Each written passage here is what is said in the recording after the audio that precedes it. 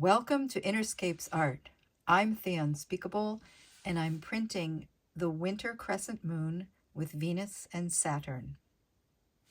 I was out walking last night and I saw the moon, which would be about here, and Venus, which would be about here, and Saturn, which would be about here. So let's see if we can fit this angel in here. And this is part of something I would like to do this year, to really do things that challenge me. And this is challenging. It's not rocket science, but it is challenging. Used 3 white pencils. One was like a crayon-y pencil, and the other one was just a plain white colored pencil from a colored pencil kit. And then the last one, white charcoal. And I've seen people do transfers with charcoal. If nothing else comes off, the charcoal will. That's enough. There's the angel. It looks like it's just the charcoal that came, but it's perfect. So this is going to be my first layer. I found my Posca pens. I have a small silver one, and this is a fine point. I think what I'll do is I'll do the white first. All right, let's try this. It's a little bit difficult to see.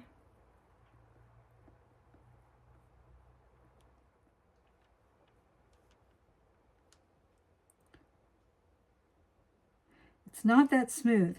The Posca pen catches in the gel.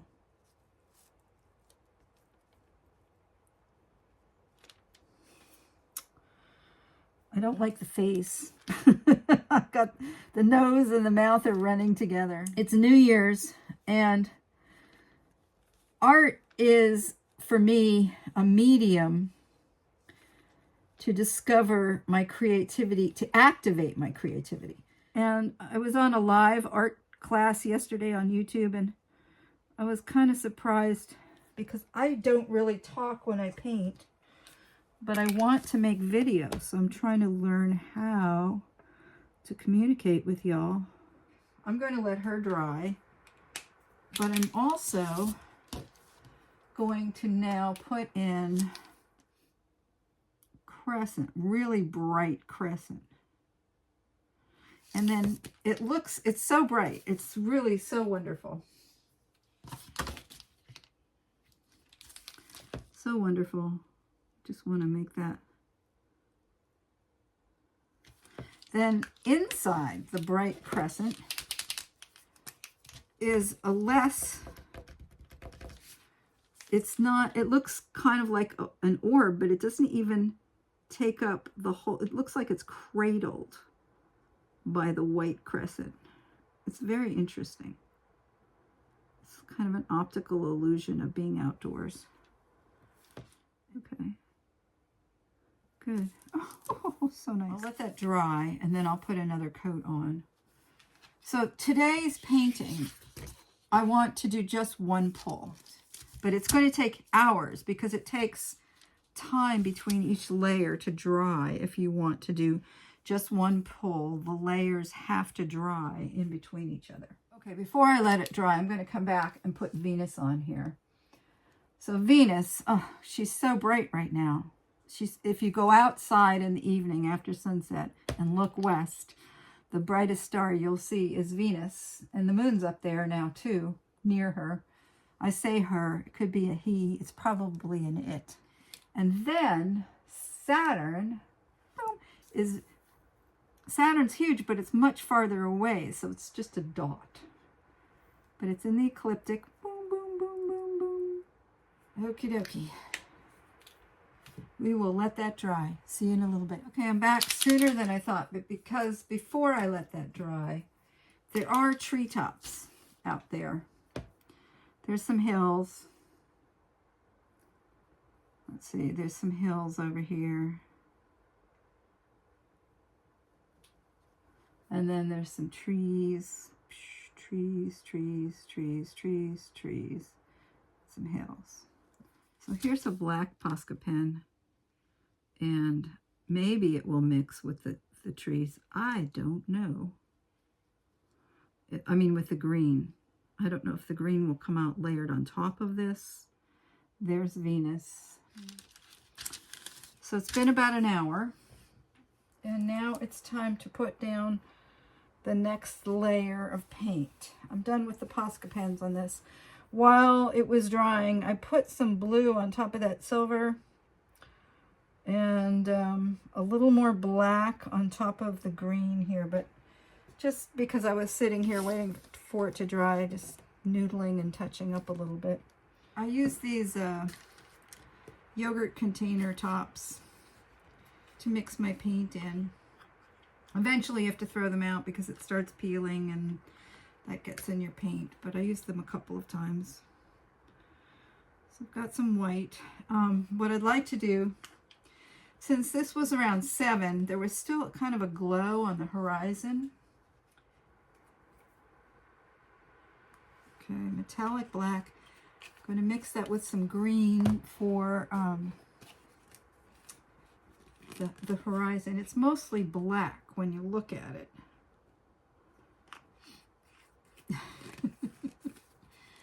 And then, let's see, I need a warm color for the horizon. I think I'm going to use this is red ochre. I thought it was sienna. And I don't need much of this, just a little bit along the tips of the trees, not very much at all. And then we're going to get into a whole bunch of blues and gradate the sky, because I guess it's still technically twilight until the sky is pitch black everywhere, but it wasn't pitch black everywhere, that's for sure. I think that was cerulean blue. This is ultramarine blue. I guess I can put that over here too. All of this is way too much paint for this little thing here. And this is phthalo blue. Yeah.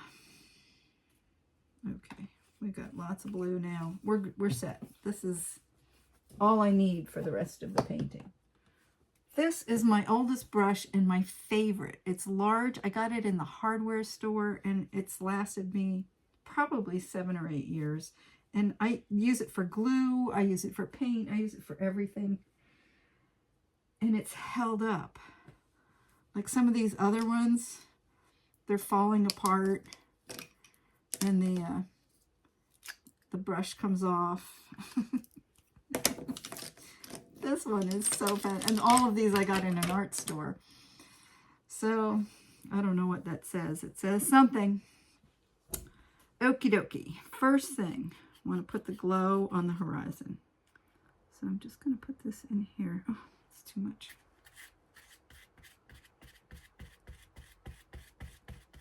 The lightest and the thinnest.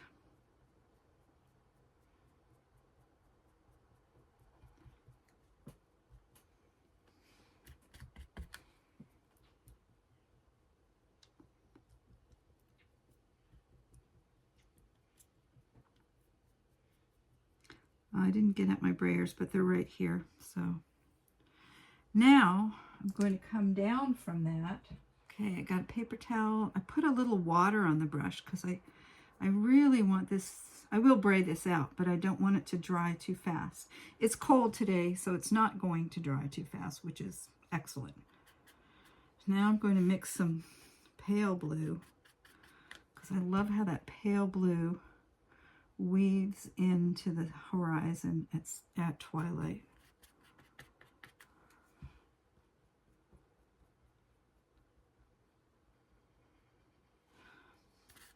And then it just gets a little darker as you go up.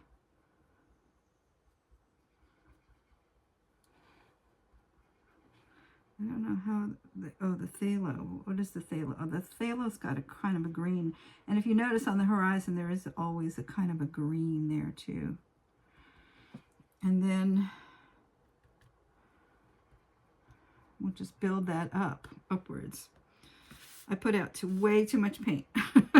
Wait. I hate wasting paint, and I'm a paint waster because It's like food at the buffet. You just put too much on your plate until you realize, oh, I'm not going to eat all of that. Now I'm trying to work quickly so it doesn't dry. Oh, so beautiful, so beautiful. I don't even know if I need to braid this. I do need to put that black and green on the bottom here.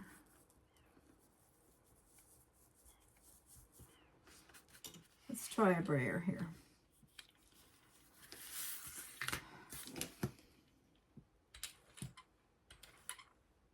The brayer takes paint off. Oh, and this is the one that has the lines. That's the first one I bought. This one's a little pricier, different brand. I don't know. So you can see the angel coming through. So that's how much paint it's taken off already. Oh, wow. It's actually taking it off the plate. I don't know what that's about.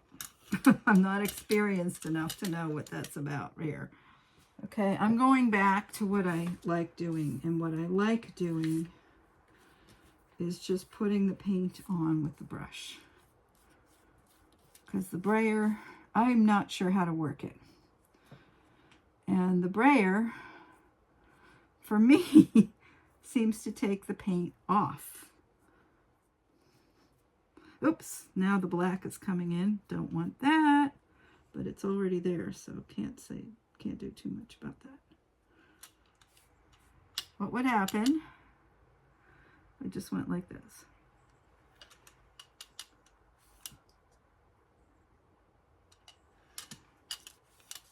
I'm wiping the paint off with my paper towel in between.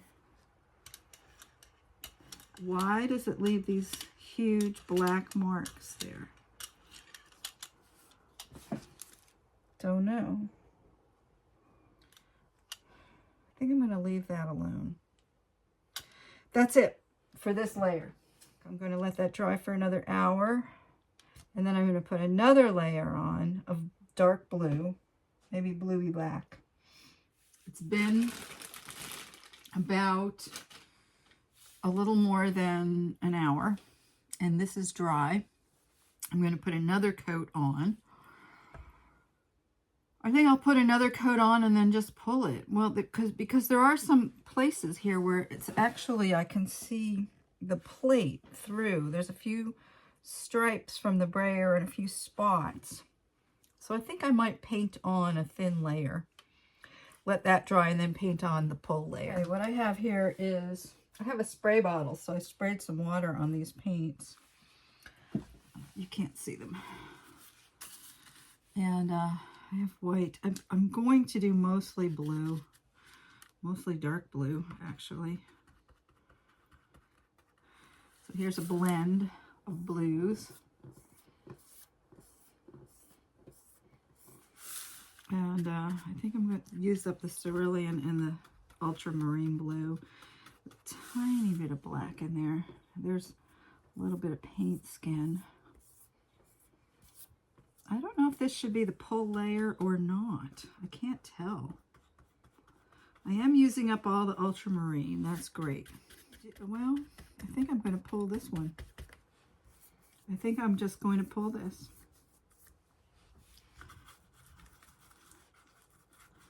Okay, I'm excited.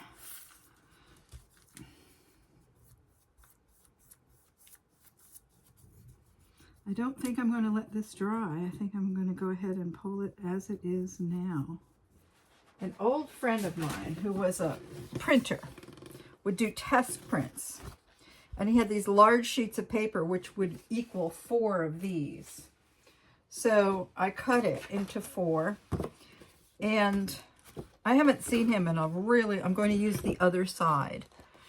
So I haven't seen him probably in 4.5 years. And guess what? I decided to do this today. And I just saw him in the grocery store. It's unbelievable how life is. Okay. am really excited to pull a print. It takes all day. This is different from pour painting. Pour painting was fast. If you prepared and had your paints mixed, you mixed them up, you poured them, and that was that. This, it's been 4 hours because every layer has to dry in between. So this is 8.5 by 11, and the complete sheet that I had gotten from my friends, they were throwaways. These were test prints, and he was just going to throw it out. And the paper was so good. I think it's heavy. It's color laser printer paper, and I don't know that it's made for acrylics, but that's okay. And I think it's probably at least 150, maybe 160, maybe 180. So what I'm going to do, this painting, I've been inspired by someone on YouTube who does lots of layers, but only pulls once. I forget his name. So, but what he does is he puts books on top of here, and he'll let it sit for an hour. So that's what I'm going to do. Here are some astrology books. They don't quite measure up. There's another one. Okay. I think that'll do it. Okay. I'll see you in an hour. Okay, I'm back. It's only been 45 minutes, but I have to go. I've got to take these books off. And here's my paper. And let's pull the print after 45 minutes. Oh, good. I don't know if it's all coming off or not, but it's hard to pull the print. The whole plate's coming up. There. But you can see here how the whole plate is coming up. It's a small plate.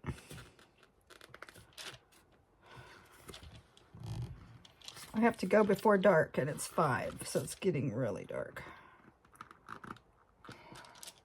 But look at that. That's great. I mean, I lost some there. I can touch that up. The edges are not the best. And there are these trails, but you know what? When people take photographs of stars, they get trails. Let me see if I can do this in a way that you can see it as it comes up.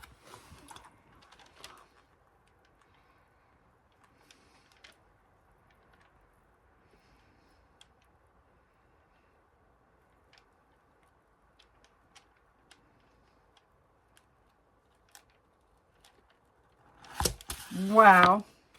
Might be the paper too. That's kind of magnificent, isn't it? That's kind of magnificent. The brush strokes are there, and the angel is there. It's definitely a beginner print. I'm definitely going to touch up this and touch up the moon. I didn't get the whole moon, but everything else looks pretty darn good. So that's it. That's my adventure for today. It's 5 o'clock. I started this before noon, so it takes a long time. A lot of this white came from that horizon I wanted to put in there, and I braided in, and that's what became these stripes. So that is a teaching moment. Okay, here I have sped it up, and I'm detailing, filling in places that the paint didn't cover, and remembering the magic of this beautiful night. It's a mystery how beautiful, and how the clouds and the sparkles of the stars make us so blessed in unexpected ways. So Happy New Year to you and all of your people. May you have unexpected blessings from unknown places.